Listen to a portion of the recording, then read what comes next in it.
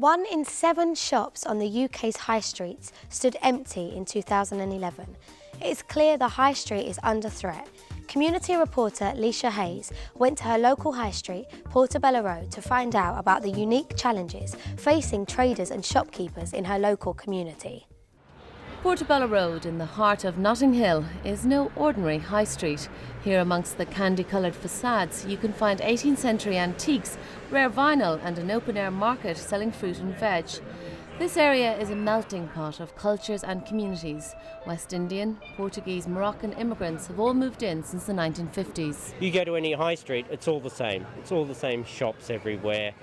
You're buying the same goods, but Portobello Road you come to and they've got something different. There's a mixture of wealth and poverty in the area, but it blends. It's the bohemian atmosphere.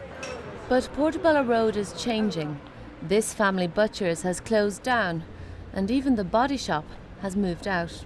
To-let signs and boarded-up windows like these have sadly become a common sight on the high street across the UK.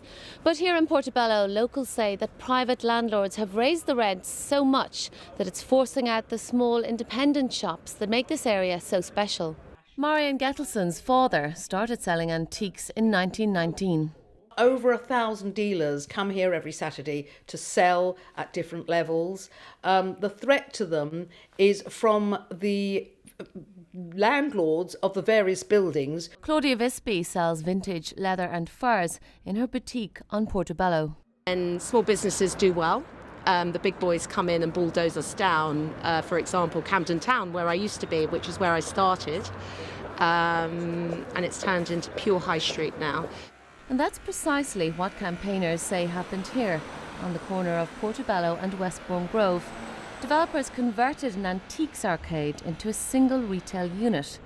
And now All Saints are in front of Kensington and Chelsea Planning Committee, once again looking for permission to change the exterior. Well, we weren't allowed full-on proceedings, but I can tell you things were incredibly tense in there. 3 councillors voted in favour and 2 councillors objected. The chairman of the committee said he'd never in his life seen a packed room for a planning meeting about a shop front. It's clear people really care about what happens in Portobello. This has been an 8-year process which demonstrates the total failure of the planning system or its use in the hands of the council. Planning controls generally are quite restrictive and councils have to stick to the law of the land. The law of the land has something called use classes orders, which means that once a property has got a use class, and normally it will be for retail use, the council has no control over what type of retail activity takes place in that premise. But could the council get Portobello reclassified as an area of national or international significance, which could protect it from developers? It's clear it's already become a global brand. Well, it's Saturday today and the sun is out and Portobello Road is absolutely buzzing. 60,000 people will walk down this street by the end of the day. There's just so much to look at, so much to experience, take in, absorb, the atmosphere, the smells, the fruit, the people, the food. Warren Todd is the landlord behind the All Saints development, but he says he's no plans to demolish his other arcade. The local landlords, of which I'm one of them, are free to do what they want with their shops, but I've run antique arcades for 20 years now. If I was any other sort of landlord, if I was a major PLC looking at the bottom line all the time, this probably would have been converted years ago. This could well have been major clone retail because that is the best return with the least aggravation. However, I'm not. I'm a resident in KNC. I have been for 20 years, and I love Portobello Road, so I want to make it work. Profit margins, planning laws, political will are all at play here.